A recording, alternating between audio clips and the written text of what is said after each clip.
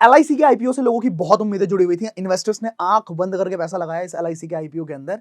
But हुआ क्या? अच्छा, लगाया क्यों पहले तो ये समझते हैं। सबसे पहली चीज थी, लोगों के दिमाग में ये चीज थी कि एलआईसी खुद एक डीआईआई है, डोमेस्टिक इंस्टीट्यूशनल इन्वेस्टर है। ये जब भी पैसा लगाता है किसी शेयर के अंदर तो करोड़ों में अरबों में पैसा लगाता है। तो जब इसका शेयर आएगा मार्केट के अंदर, ऑब्वियसली वो ग्रोथ देगा। बहुत सारे लोगों के दिमाग में सिर्फ ये सिंगल सा परसेप्शन था।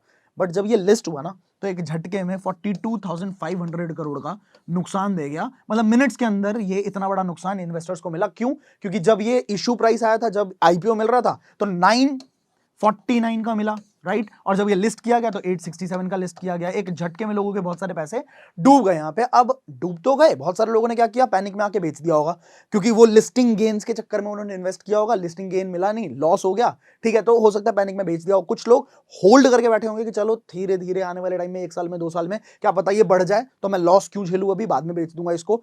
बट ये समझना है कि ऐसा हुआ क्यों। क्यों ऐसा है कि बड़े बड़े जो प्लेयर्स हैं, वॉरेन बफे की भी वीडियो मिल जाएगी आपको यूट्यूब के ऊपर, वो साफ कहते हैं कि मैं आईपीओ में कभी इन्वेस्ट ही नहीं करता। मैंने खुद भी, मतलब इनसे सीखने के बाद ही ऑब्वियसली, मैंने खुद भी इस आईपीओ के अंदर तो रजिस्टर, मतलब अप्लाई नहीं किया था, राइट। तो आज की वीडियो के अंदर टू द पॉइंट मैं आपको बताने वाला हूं कि एलआईसी के आईपीओ में एग्जैक्टली दिक्कतें क्या थी। यहां पे 3 पॉइंट्स हम डिस्कस करेंगे।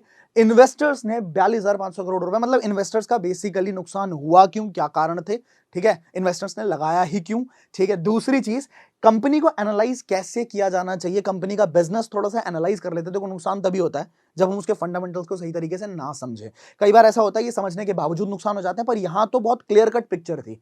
यहां पे अगर पिक्चर आप देखोगे ना एलआईसी का, जो मैं अभी आपको इस वीडियो के अंदर बताने वाला हूं, तो क्लियर कट पिक्चर थी। अगर आप एज अ कस्टमर ना देखते कि एलआईसी का, चलो नाम सुना हुआ, जैसे बर्गर किंग वाले टाइम पे हुआ था, बर्गर किंग का नाम सुना है, नाम सुना है, नाम सुना है, इसके चक्कर में लोगों ने वहां पे परचेजिंग कर ली। पेटीएम के टाइम पे भी ये सेम चीज हुई थी, पेटीएम का नाम सुना है, नाम सुना है। तो एज अ कंज्यूमर अगर आप कंपनी को ना देखो, अगर शेयर होल्डर के नजरिए से आप कंपनी को देखो, तो पहले ही आपको समझ आ जाता है कि एलआईसी के आईपीओ में इन्वेस्ट ना करने में ही फायदा है। तो वो चीजें हम डिस्कस करने वाले हैं आज कि क्या ऐसा हुआ, और आने वाले टाइम में आपका ये सेम गलती आप रिपीट ना करो कभी। अगर आपने एलआईसी के अंदर इन्वेस्ट किया था, तो नहीं किया था तो पहले ही दूसरों की गलतियों से सीख लोगे आप, ऑलराइट। और तीसरी चीज कि अब क्या करना है, अगर आप इन्वेस्ट कर चुके हो तो आपको क्या करना चाहिए। अगर वहां पे नुकसान तो दिख रहा होगा, रेड दिख रहा होगा आपको पोर्टफोलियो के अंदर, अब करना क्या है ये भी मैं आपको बताने वाला हूं आज की इस वीडियो के अंदर। तो चलिए फटाफट से वीडियो की शुरुआत करते हैं। मेरे हिसाब से जो पहला कारण है, that is we are copy cats. हर एक ह्यूमन बीइंग, बुरा मत मानना, किसी को पर्सनली नहीं बोल रहा, बट एक फैक्ट बता रहा हूं कि हम में से हर एक इंसान कॉपी कैट्स। हम अपने आसपास जो भी चीज हम जानते हैं ना, वो हमने कहीं ना कहीं किसी ना किसी से सीखा है। हमने बोलना सीखा है तो किसी को देख के सीखा है। जो वो बोलते थे बचपन में, जो भी भाषा हमें आती है, वही भाषा सीखी जो हम अपने आसपास के लोगों को बोलते हुए सुना।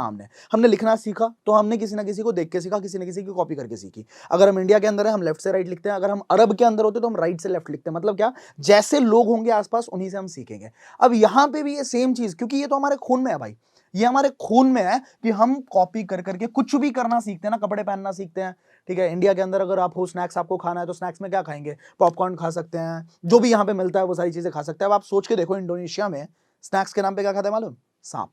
वहां पे सांप खाया जाता है स्नैक्स के नाम पे।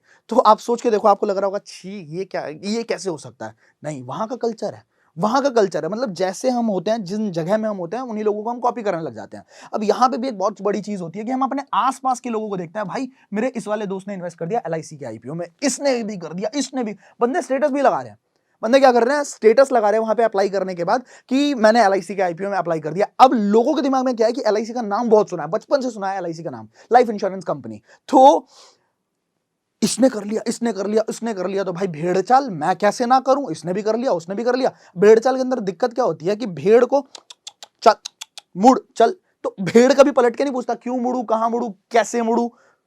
पूछना तो नेचर में ही नहीं है। जो भेड़ कर रही है बाकी वो सारा का सारा हम भी करेंगे। सारी भेड़ अगर कुएं में जाएगी तो कुएं में हम भी जाएंगे। तो यहां पे एक फैक्टर मैं आपको बता रहा हूं, बहुत इंपॉर्टेंट है, आपकी खुद की रिसर्च। अगर जनता को फॉलो करोगे ना, तो आपको एक बात समझनी चाहिए कि 90% लोग जिंदगी में कभी कामयाब नहीं होते। अगर 90% लोग कुछ कर रहे हैं, तो एक बात माइंडसेट में घुसा लेना कि वो काम आपको नहीं करना। जो काम 90% जनता कर रही है, वो काम आपको करना ही नहीं है, क्योंकि 90% लोग जिंदगी में कभी भी कामयाब नहीं हो पाते। कामयाब सिर्फ 10% लोग होते हैं, जिनके पास 90% पैसा होता है। बहुत सिंपल सा लॉजिक है, लेकिन यहां पे कॉपी कैट बनने की वजह से लोग आईपीओ के अंदर। अब दूसरा पॉइंट मैं आपको बताता हूं, बहुत बहुत इंपॉर्टेंट पॉइंट है। Businessman, it's business. आपने ये लाइन सुनी है, इट्स बिजनेस बेबी। तो बिजनेसमैन जो होता है ना, वो हमेशा आपको ये बात समझनी पड़ेगी कि बिजनेसमैन आपसे मुझसे ज्यादा समझदार है। जो भी बिजनेसमैन होते हैं वो हमसे तो ज्यादा ही समझदार होते हैं। आईपीओ के अंदर इसी वजह से बहुत सारे लोग, बड़े बड़े लोग इन्वेस्ट नहीं करते। क्यों नहीं करते? क्योंकि यहां पे बिजनेसमैन डायरेक्टली पब्लिक को अपने शेयर्स बेचता है। देखो, दो तरह की मार्केट है, ध्यान से समझना। पहली मार्केट है प्राइमरी मार्केट। प्राइमरी मार्केट मतलब कि कंपनी को पैसों की जरूरत है। कंपनी ने बोला कि मैं अपने शेयर्स लूज करने को तैयार हूं। कंपनी को चाहिए, मान लो कंपनी कह रही है कि मैं अपने 6 लाख शेयर्स या 5 करोड़ शेयर्स या 10,000 शेयर्स या 5,000 शेयर्स, मैं इतने शेयर्स इशू करने वाली हूं, जिसके बदले में मुझे इतने पैसे चाहिए। एलआईसी के केस में 6 लाख करोड़ चाहिए थे इसको, राइट? तो अब एक बात सोच के देखो कि यहां पे क्या है। आईपीओ का मतलब क्या होता है कि आईपीओ में प्राइमरी मार्केट में डील होती है। मतलब बिजनेसमैन डायरेक्टली मार्केट में बायर्स को, जैसे हम जैसे लोगों को, शेयर्स बेचती है। दूसरे केस में क्या होता है, सेकेंडरी मार्केट। हमने आईपीओ लिया तो हमारा पैसा जो है वो चला गया किसके पास? बिजनेस के पास। अब इसको जिस चीज के लिए पैसे चाहिए थे, मान लो इसको फैक्ट्री सेटअप करना था, कुछ भी करना था, तो इसके पास पैसे चले गए। अब इसने फैक्ट्री लगा दी, भैया अपना काम करना शुरू करिए, जिसके लिए इसको पैसे चाहिए थे। अब क्या हुआ? इसके बदले में इसने हमें शेयर्स दे दिए। अब यहां पे सेकेंडरी मार्केट का रोल प्ले होता है। सेकेंडरी मार्केट में क्या है कि लोग आपस में शेयर्स को खरीदते बेचते हैं। मैं और आप, जैसे मान लो मेरे पास 100 शेयर्स हैं। अब शेयर की कीमत इतनी चल रही है। अब मुझे लगा 6 महीने बाद, 6 महीने छोड़ो, 6 दिन बाद मुझे ऐसी फीलिंग आई कि मुझे मेरे पैसे चाहिए यार। मुझे ये पैसे जो मेरे शेयर्स के अंदर लगे हुए हैं, मेरे को इसको बेचना है और फटाफट से पैसे चाहिए, लिक्विडिटी। अब मेरे पैसे तो कंपनी के पास चले गए, कंपनी ने फैक्ट्री लगा दी भाई, तो कंपनी थोड़ी देगी। इसलिए सेकेंडरी मार्केट है कि आप अगर चाहते हो, शेयर का प्राइस नीचे है, ऊपर है, जो भी है, आप चाहते हो कि या तो अपना प्रॉफिट बुक करके बाहर निकलना या फिर लॉस झेल के भी बाहर निकलना, किसी को बेचना, तो वहां पे सेकेंडरी मार्केट आता है। अब सेकेंडरी मार्केट में तो बहुत सारे इमोशंस होते हैं। सेकेंडरी मार्केट में मार्केट सेंटिमेंट्स भी देखा जाता है, बहुत सारी टेक्निकल एनालिसिस भी होती है कि प्राइस एक्शन देखा जाता है, कहां से उठ रही है, कहां कम हो रहा है। लेकिन यहां पे कुछ नहीं देखा जाता। यहां पे सिर्फ इतना देखा जाता है कि क्या बिजनेसमैन बेवकूफ है क्या? बिजनेसमैन बेवकूफ कभी भी नहीं होता। बिजनेसमैन बहुत समझदार होता है। वो अगर आपको कोई भी चीज बेचेगा, अपना कोई भी चीज देगा, तो क्या वो अपने नुकसान में देगा क्या? आपके पास अगर कोई भी चीज है, मान लो आपके पास कोई सोना है या कोई लैंड है, मान लो लैंड है आपके पास, 10 लाख रुपए का कोई जमीन पड़ी हुई, 10 लाख का, 20 लाख का, 50 लाख का मान के चलते हैं। 50 लाख की जमीन है, आपको पता है 50 लाख की है। अगर आपको कोई बोले कि भाई 20 लाख में बेच दे, आप बेचोगे? बिल्कुल नहीं बेचोगे। आप बोलोगे 50 लाख की जगह मैं 2 करोड़ का बेचूंगा, मैं 1 करोड़ का बेचूंगा, मैं कम से कम 60 लाख का तो बेचूंगा, मैं कम से कम इससे थोड़ा सा तो प्रॉफिट कमाऊंगा। तो मतलब अगर आप as a human being, normal इंसान, इतने समझदार हो सकते हो कि आप अपनी चीज को दाम को बढ़ा के बताओ, है ना? 50 लाख की चीज को 1 करोड़ का बताओगे, हो सकता है सामने वाला नेगोशिएट करे, मोल भाव करे, और उसके बाद ऑब्वियसली करेगा, तो उसके बाद 60 लाख का मैं बेच दूंगा, बताऊंगा लेकिन 80 लाख रुपए। ऐसा ही होता है ना? तो यहां पे बिजनेसमैन जो है, बिजनेसमैन कभी भी आईपीओ लॉन्च कर रहा है पहली बार, तो क्या वो ओवर प्राइस लॉन्च नहीं करेगा? 100% ओवर प्राइस लॉन्च करेगा। ये तो बहुत सिंपल सी बात है। अगर कल की डेट में आपकी एक कंपनी होती है और आप क्या करने वाले हो, आप अपनी कंपनी के हिस्सेदार बढ़ाने वाले हो, आपको उनकी बात भी सुननी पड़ेगी, वोटिंग भी लेनी पड़ेगी, आपको उनको डिविडेंड भी देना पड़ेगा, आपको एक तरीके से आपने अपने पार्टनर्स बढ़ा लिए। तो पार्टनर्स अगर बढ़ाओगे तो उससे पैसा आप हमेशा कोशिश करोगे ना कि ओवर प्राइस लूं, ऑब्वियसली मैं अपनी चीज का ज्यादा दाम लूं। कम दाम लेने में बिलीव करोगे कि ज्यादा दाम लेने में? आप कमेंट करके मुझे बताना। ऑब्वियसली आप चाहोगे ज्यादा पैसा दूं।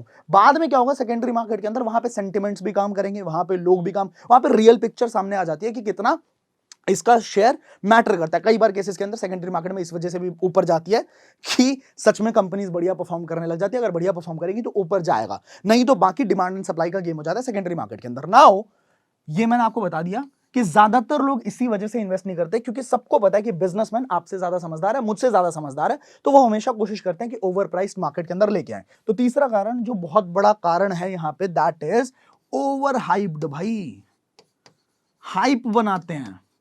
हाइप बनाना मतलब समझते हो क्या होता है? हाइप बनाने का मतलब है, मार्केटिंग के अंदर जितने भी लोग होंगे उनको ये बात अच्छे से पता होगी, हाइप बनाने का मतलब है सामने, मतलब जो चीज नहीं भी है ना, इतनी ज्यादा उसकी तारीफ करना। कैसे करते हैं, कैसे तारीफ कैसे करते हैं भाई? न्यूज वालों को पैसा दे दो, मीडिया को पैसा दे दो, बढ़िया बढ़िया यूट्यूबर्स को पैसा दे दो, तो यही तो एडवर्टीजमेंट करा दो, दबा के हर एक बंदे तक ये खबर पहुंचा दो कि एलआईसी का आईपीओ आ रहा है, हर एक घर तक ये खबर पहुंचा दो, हर एक इंसान तक ये खबर पहुंचा दो, एड चलवाओ, सब कुछ करो, लेकिन लोगों को पता लगना चाहिए कि इस कंपनी का आईपीओ आ रहा है। लोग क्या करेंगे? लोग ये करेंगे।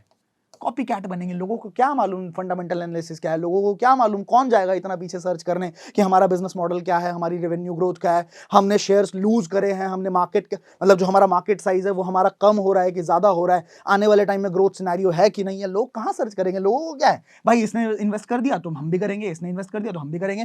क्या काम है आपको, सिर्फ हाइप बनानी है। हाइप कैसे बनेगी जी, हाइप बनेगी या तो एडवर्टीजमेंट्स कर दो, या तो यूट्यूब पे ऐड लगा दो, या फिर लोगों को, यूट्यूबर्स को बता दो भाई इसके ऊपर वीडियो बनानी है, यूट्यूबर्स को दे दो पैसा दबा के। या फिर तीसरा काम क्या कर सकते हैं, हम यहाँ पे न्यूज चैनल्स के अंदर बहुत सारा हम न्यूज आर्टिकल्स करवा सकते हैं, न्यूज के ऊपर पूरा आधा आधा घंटे का टॉक्स रखवा सकते हैं कि एलआईसी का आईपीओ आ रहा है और आने वाले टाइम में क्या हो सकता है। अब लोगों को जब इतनी बार बार अटेंशन ग्रैब किया जाएगा ना, तो आप खरीदोगे नहीं शेयर को, आपको जबरदस्ती बेच दिया जाएगा, आपको पता भी नहीं लगेगा आपको बेच दिया गया, राइट।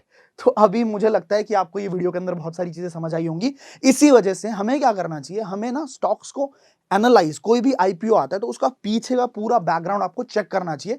इस केस के अंदर, एलआईसी के केस में, मैं आपको कुछ दिक्कतें बताता हूं कि क्या दिक्कतें थी, और आने वाले टाइम में अगर ऐसी दिक्कतें किसी भी स्टॉक के साथ होती है, किसी भी आईपीओ के साथ होती हैं, तो आप पहले से समझदार होगे, सतर्क होगे कि ये गलती मुझे दोबारा नहीं करनी है, राइट। तो मैंने क्यों इसके अंदर पहले ही प्री अप्लाई नहीं किया, पहला रीजन ये था कि एलआईसी एक गवर्नमेंट होल्ड कंपनी है, गवर्नमेंट का इसके ऊपर 100% शेयर है, राइट। तो गवर्नमेंट का अगर शेयर है तो वहां पे अभी बताऊंगा क्या क्या दिक्कतें होती हैं। गवर्नमेंट का 100% होल्ड है, बस इतना याद रखना। दूसरा कारण क्या था कि एलआईसी ऑफलाइन ज्यादा फोकस करती है, ऑनलाइन नहीं करती, ठीक है। एलआईसी के जो बाकी कॉम्पिटिटर्स हैं, कोई भी कॉम्पिटिटर हो उसका, मैक्स लाइफ इंश्योरेंस हो गया, जितनी भी इंश्योरेंस कंपनीज हैं, ठीक है, तो वो ज्यादातर फोकस करती है ऑनलाइन मीडियम के ऊपर। लेकिन एलआईसी का आज भी 93% जो सेल्स आती है, वो सेल्स आती है किससे, एजेंट्स के थ्रू, ठीक है, एजेंट्स के थ्रू। और प्लस साथ में गांव के अंदर रूरल पकड़ बहुत जबरदस्त है एलआईसी की, लेकिन ऑनलाइन नहीं जाती। ऑनलाइन क्यों नहीं जाती, बहुत बेसिक वेबसाइट है इसकी। ऑनलाइन क्यों नहीं जाती, ऑनलाइन ना जाने के पीछे का कारण है कि ये जो 93% सेल्स है ये एजेंट्स के थ्रू आ रहा है, और इनके साथ कोई गलत नहीं कर सकता। जो हमारे डिस्ट्रीब्यूटर्स होते हैं ना, जैसे बहुत सारी कंपनीज के अंदर डिस्ट्रीब्यूटर्स होते हैं, तो ऑब्वियसली वो कंपनीज जिनको खड़ा ही, जिनका बेस ही उनके डिस्ट्रीब्यूटर्स हैं, वो ऑनलाइन अगर जाएगी तो इनके साथ धोखा हो जाएगा। तो एज अ कंपनी बहुत अच्छी चीज है, ठीक है, एज अ कस्टमर भी आप इसको अच्छा देख सकते हो, एज एन एजेंट भी अच्छा देख सकते हो, पर एज अ शेयर होल्डर आप इसको कैसे देखोगे, बात समझ रहे हो ना। एक कंपनी को कस्टमर की नजर से देखना और एक कंपनी को शेयर होल्डर की नजर से देखना, दोनों में फर्क होता है। आप एज अ शेयर होल्डर क्या देखोगे कि यार, आप जब आपके पास स्केलेबिलिटी है, आप बढ़ा कर सकते हो इस बिजनेस को, फिर भी आप क्या कर रहे हो, आप अपने शेयर मार्केट शेयर को, मार्केट जो साइज होता है उसको घटा रहे हो। 8 साल में, पिछले 8 साल में कंपनी ने अपने लगभग 8% मार्केट साइज को खोया है। 72% से 72% के मार्केट शेयर पहले था इसका, 8 साल बाद इसका मार्केट शेयर 64% का रह गया। बाकी कंपनीज जहां पे भाग रही हैं, 17% का ग्रोथ है इंडस्ट्री का, वहां पे एलआईसी का जो ग्रोथ रेट है वो सिर्फ 7% का ग्रोथ रेट है। ये बातें याद रखना बस आप। क्यों हो रहा है ऐसा, क्योंकि एलआईसी ऑफलाइन पे ज्यादा फोकस कर रही है, ऑनलाइन पे फोकस बिल्कुल भी नहीं है इसका। पहला कारण मैंने बता दिया आपको, और ये फोकस कर भी नहीं सकती। क्यों नहीं कर सकती भैया, क्योंकि यहां पे एजेंट्स का भी ख्याल रखना है। क्यों ख्याल रखना है, क्योंकि इन्होंने ही इस कंपनी को बढ़ाया, ठीक है। तो एज अ एजेंट तो बहुत अच्छी चीज है, पर एज अ शेयर होल्डर अच्छी चीज नहीं। अब इसको थोड़ा क्लियर कर लेते हैं। दूसरा जो मेजर रीजन लगा वो मैं अभी आपको बताऊंगा, थोड़ा सा इसको क्लीन कर लेता हूं मैं, क्योंकि इस पूरे उसको ही यूज करना पड़ेगा। ऑलराइट, तो हमें जो दूसरा रीजन मैंने समझा, वो दूसरा रीजन था कि जितने भी इसके कॉम्पिटिटर्स हैं वो पूरे पूरे फोकस्ड है प्योर टर्म प्लान को सेल करने में। प्योर टर्म प्लान का मतलब क्या हो जाता है जी, कि अगर आपकी कोई डिसेबिलिटी हो गई, अगर आपकी कोई डेथ हो गई, मतलब मान के चलो बहुत बुरी बात है ये, ऐसा कभी ना हो किसी के साथ, बट अगर ऐसा कुछ हो गया तब आपको उसके बदले में पैसा मिलेगा। अगर ऐसा कुछ नहीं होता है तो आपके पैसे आपको नहीं मिलेंगे। ये होता है प्योर टर्म प्लान। इसके अंदर फायदा क्या होता है, क्यों बिकती हैं ये प्लान्स, क्योंकि इसका प्रीमियम बहुत कम होता है, कम पैसा आपको देना पड़ता है, ठीक है, तो ज्यादा बिकती हैं, ये ऑब्वियस सी बात है, और आपको रिस्क कवर मिल जाता है यहाँ पे। बट एलआईसी जो फोकस्ड है, एलआईसी फोकस्ड है इन्वेस्टमेंट प्लान्स के अंदर, यूनिट लिंक्ड प्लान्स जो होती है, यूलिप जिसको बोलते हैं, उसके अंदर ज्यादा फोकस्ड है हमारी एलआईसी। क्यों फोकस्ड है, क्योंकि गांव के अंदर जो हमारे, क्योंकि गांव में इसने पकड़ बढ़ाई, तो गांव के अंदर फाइनेंशियल लिटरेसी थोड़ी कम थी। लोगों ने बोला कि भाई इससे अच्छा तो हम एफडी करा लें, हम इंश्योरेंस क्यों कराएं। लोगों को रिस्क समझ नहीं आया कि जीवन के साथ भी, जीवन के बाद भी, ये सब हमें समझ नहीं आता जी, मरने के बाद कौन देखने आता है, तो हम एफडी करा लेंगे, गोल्ड ले लेंगे, लेकिन रिस्क इंश्योरेंस क्यों कराएं। तो इसके लिए गवर्नमेंट ने, क्योंकि गवर्नमेंट ओन कंपनी है, गवर्नमेंट ने ये दिमाग लगाया कि ऐसा करते हैं, इनको रिटर्न्स भी देते हैं कुछ, कि एफडी कराओगे चलो वहां पे भी रिटर्न मिलने वाला था, यहां हम आपको कुछ रिटर्न भी दे देंगे और कुछ आपको कवर भी दे देंगे। मतलब जीरो रिस्क कवर होने से अच्छा है ना, अगर एलआईसी करवाए ही ना, LIC बोल रहा हूं, देखो लोगों की जुबान पे चढ़ गया LIC। LIC की जगह इंश्योरेंस बोलना था अभी मैं। लोग अगर इंश्योरेंस करवाए ही ना, ठीक है, उससे तो अच्छा है कि कुछ तो करवाएं, थोड़ा बहुत हम उनको रिटर्न्स भी दे देंगे और थोड़ा बहुत जो है हम उनका रिस्क भी कवर कर देंगे। जीरो रिस्क कवर से तो ज्यादा अच्छा है। तो इस वजह से लोगों ने इन्वेस्ट करना शुरू किया, जिसके कारण प्रॉब्लम यह है कि इसके अंदर रिटर्न्स बहुत कम है। इन्वेस्टर्स के लिए नहीं, LIC के लिए।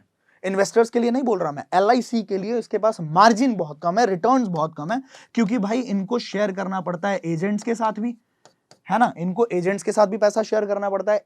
इसके बाद इनको यहां पे रिटर्न्स भी देने होते हैं, ठीक है। जो इन्वेस्टर्स हैं इसके, जो इन्होंने इंश्योरेंस होल्ड किया हुआ है, इंश्योरेंस ले रखा, उनके साथ भी इनको रेवेन्यू शेयर करना होता है। इसके बाद ये ऑफलाइन ही काम कर रही है, ऑनलाइन ये काम भी नहीं कर रही, जिसकी वजह से आपको ओवरऑल पिक्चर शायद दिख रही होगी कि इस गेम में, इसका आने वाले टाइम में हो सकता है इसको ग्रो करना बहुत ज्यादा मुश्किल हो जाए। ऑलराइट, और ऑब्वियस सी बात है ये ऑनलाइन जा भी नहीं सकती, क्योंकि इसके अगर ऐसा करती है तो फिर इसके जो एजेंट्स हैं, जो सालों से, इतने सालों से इसको उठा रहे हैं, उनके साथ गलत हो जाएगा। तो इस केस को समझते हुए आपको समझ आ गया होगा कि सिर्फ नाम सुनने से कि यार बर्गर किंग का IPO आ रहा है, पेटीएम का IPO आ रहा है, अगर वो वाली गलती हम करते तो हम नुकसान में जाएंगे, हम बिजनेस का बैकग्राउंड ना समझे तो। एक और लास्ट रीजन मैं आपको बताता हूं, गवर्नमेंट होल्ड कंपनी 100%, मैंने आपको पहले ही बता दिया। तो गवर्नमेंट होल्ड अगर कोई चीज होती है तो गवर्नमेंट क्या करती है, अगर किसी दूसरी कंपनी को डूबते हुए बचाना है, मान लो येस बैंक को डूबने से बचाना था, तो SBI को बोल दिया कि येस बैंक को बचा लो, मतलब SBI एक तरीके से इन्वेस्ट कर देगी, पैसा दे देगी, कुछ भी कर देगी, लेकिन डूबने से बचा लो। सिमिलरली अगर LIC भी गवर्नमेंट होल्ड कंपनी है, तो कल की डेट में कोई कंपनी डूब रही होगी तो LIC को बोला जाएगा जाके उसको बचा लो, उसको पैसा दे दो या कुछ भी कर लो। अब एक इकोनॉमी के हिसाब से देखो तो बहुत अच्छी बात है, बिल्कुल बचाना चाहिए, LIC इतनी बड़ी कंपनी है, बिल्कुल बचाना चाहिए। बट अगर इन्वेस्टर की नजर से देखोगे आप, तो भाई क्यों बचाना चाहिए? दूसरी कंपनी के अंदर मैंने तो इन्वेस्ट नहीं किया, मैंने तो इस कंपनी के अंदर इन्वेस्ट किया है। तो भाई गवर्नमेंट का जो डिसीजन है उससे हमें क्या लेन देन, क्यों बचाना चाहिए?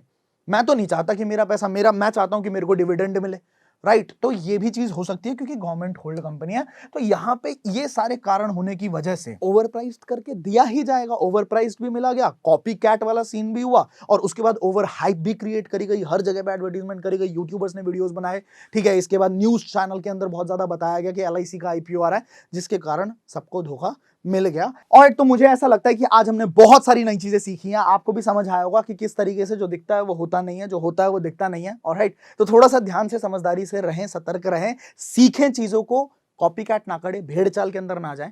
ऑलराइट, और जो दुनिया कर रही है वो काम तो बिल्कुल भी नहीं करना अपने को, क्योंकि अगर दुनिया जो करती होती उससे पैसा आता होता, पूरी दुनिया अमीर होती। समझ गए आप? तो अब फाइनली अगर आप ट्रेडिंग शुरू करना चाहते हो, वीडियोस देख के अगर आपको इंटरेस्ट आ रहा हो, आपका मन कर रहा हो कि इन्वेस्टमेंट शुरू करनी है, मुझे ट्रेडिंग करनी है, मुझे भी पैसा बढ़ाना है अपना, तो आपको लिंक मिल जाएगा अपस्टॉक्स का, एंजल वन का लिंक मिल जाएगा। आप कहीं भी जाके अपने अकाउंट को ओपन कर सकते हो, तुरंत अपना ट्रेडिंग करना शुरू कर सकते हैं, साथ के साथ जो भी आप सीख रहे हो उसको इंप्लीमेंट कर सकते हो। बहुत सारे लोगों ने बोला कि ट्रेडिंग के ऊपर वीडियोस लेके आओ सर, सारी चीजें प्रिपेयर हो रही हैं ट्रेडिंग के ऊपर, ऑप्शन के ट्रेडिंग के ऊपर, फ्यूचर एंड ऑप्शंस के ऊपर, जितनी भी चीजें मैं कर रहा हूं, मैं सीख रहा हूं, वो तुरंत तुरंत, क्योंकि ताजा ताजा सीख रहा हूं, ताजा ताजा सिखाने में मजा भी बहुत आएगा। तब तक अकाउंट ओपन करके रखना, आपको एक एक चीज सीखने को मिलने वाली है बहुत जल्दी, राइट। चैनल के ऊपर ही आएंगी सारी वीडियोस, तो आराम से आप थोड़ा वेट करो। अगर ये वीडियो आपको पसंद आई है, बहुत अच्छी लगी है, आप कुछ लोगों के साथ शेयर जरूर कर सकते हो जो आपके दिल के बहुत ज्यादा करीब है, जिनकी ग्रोथ आप चाहते हो, उनको आप जरूर शेयर करो, उनको भी पता लगे, आने वाले टाइम में वो इस तरह की कोई गलती ना करे, कॉपी ना करें चीजों को, भेड़ चाल का पार्ट ना बने, और समझदारी से डिसीजंस लें। अगर आपको सच में इंस्पिरेशन मिली है, कुछ सीखने को मिला है, लाइक कर देना, मुझे इंस्पिरेशन मिलेगी इससे। चैनल पे पहली बार आए हो, सब्सक्राइब कर लेना, बेल आइकन हिट कर देना, अगली वीडियो जैसे ही अपलोड होगी आपके पास सबसे पहले नोटिफिकेशन पहुंच जाएगा। और अगर किसी चीज के ऊपर डिस्कस करना चाहते हो, कोई तर्क वितर्क करना चाहते हो, या फिर आप किसी अपना व्यू पॉइंट शेयर करना चाहते हो, तो आपके लिए कमेंट सेक्शन पूरा पूरा खुला हुआ है, आप जरूर जाके अपना व्यू पॉइंट शेयर करें। अगली वीडियो किस चीज के ऊपर चाहते हो ये भी आप कमेंट करके मुझे बता सकते हो। मैं मिलता हूं आपको अगली वीडियो के अंदर बहुत जबरदस्त कंटेंट के साथ। Till the time, play big, बड़ा खेलते हैं।